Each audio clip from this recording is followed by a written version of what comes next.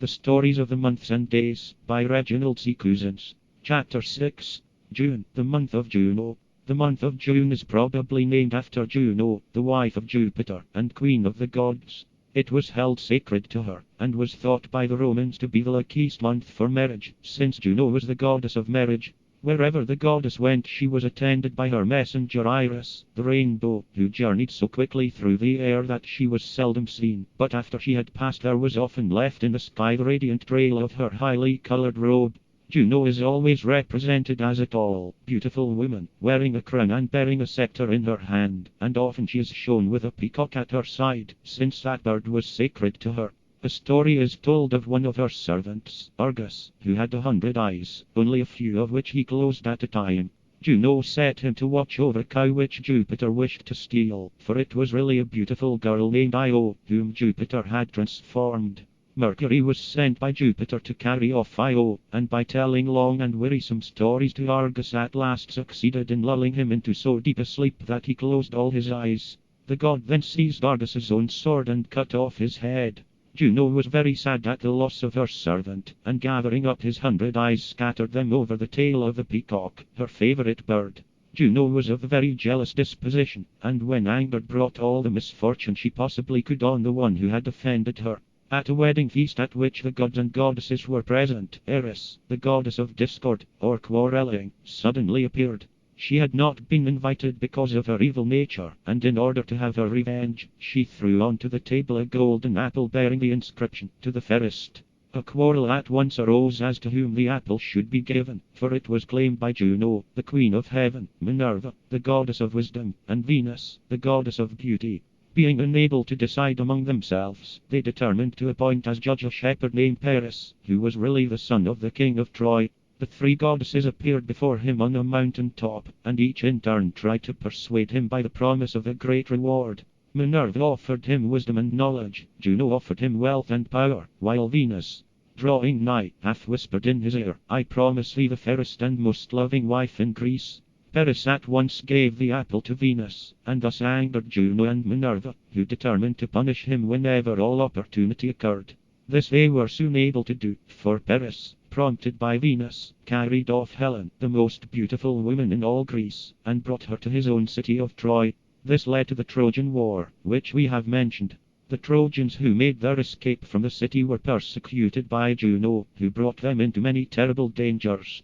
Juno, though jealous and unforgiving, gave ungrudging help to those whom she favored, and an example of this is seen in the story of Jason and the Golden Fleece. When Jason was a child, his father Æson had been driven from his kingdom by his brother Peleus, and Jason, as soon as he reached manhood, determined to avenge his father. Accordingly he set out for the court of Peleus, and soon came to a stream much swollen by floods. Knowing no fear, he was about to try to ford the stream, when he saw an old woman on the bank gazing in despair at the foaming waters. He at once offered to help her by taking her on his back, and in spite of the swift stream and his heavy load, succeeded in getting safely across. He lowered the old woman gently to the ground, and was greatly annoyed to find that he had lost one of his sandals in the stream. He turned to bid farewell to the old woman, when she was suddenly transformed into the goddess Juno. Jason begged for her help and protection, which Juno at once promised, and the goddess then vanished.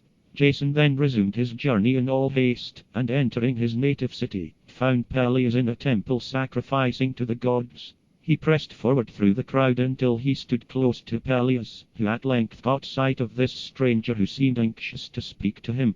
Fear at once filled his heart, for he remembered that it had been foretold that he should be overthrown by a man who came to him wearing only one sandal. Jason stepped forward and boldly claimed the throne for his father, and Peleus, disguising his fear and anger, invited him to his palace, where they could decide the matter.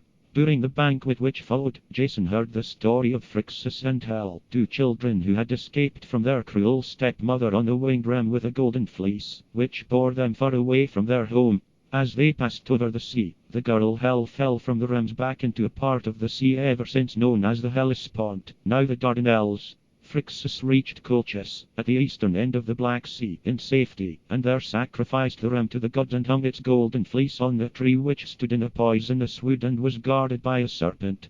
The cunning Peleus dared Jason to try to win the golden fleece, hoping that thus he would be rid of him forever. Jason in his excitement forgot the crime which he had come to avenge, and recklessly promised to bring the fleece to Peleus. With the help of Juno, he gathered together a number of heroes, and this famous band, called the Argonauts from the name of their ship the Argo, set out for Colchis.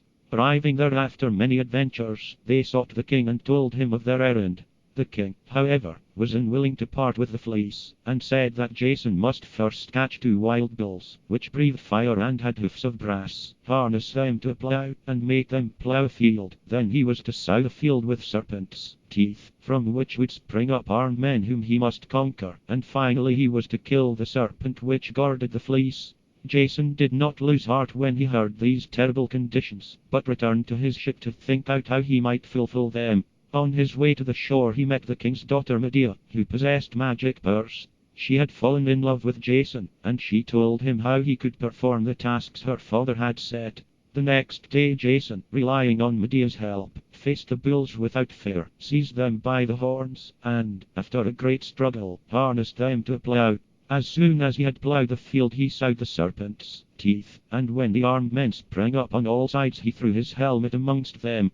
The warriors thought that they had been struck by one of their own number, with the result that they fell upon each other and fought until they all lay dead on the ground. Medea then led Jason to the tree to which the fleece was fastened, and soothing the terrible serpent by her magic, enabled Jason to cut off its head. He quickly snatched the golden fleece from the tree, and with Medea hastened to the shore, whence they set sail in triumph. They wandered far and suffered many misfortunes, but through Juno's help they at last reached their native land. Jason compelled Peleus to give up the kingdom to ʻdʒuːnoʊ, who was now an old man. Medea, however, in some strange way was able to restore ʻdʒuːnoʊ to his youth and strength, and Peleus' daughters, when they heard of this, asked her how they might do the same for their father. Medea, seeing her opportunity, gave them false instructions, which they followed, only to find that instead of making their father young again they had killed him. This month of June was called by the Angles and Saxons the dry month, and sometimes the earlier mild month, July being the second mild month.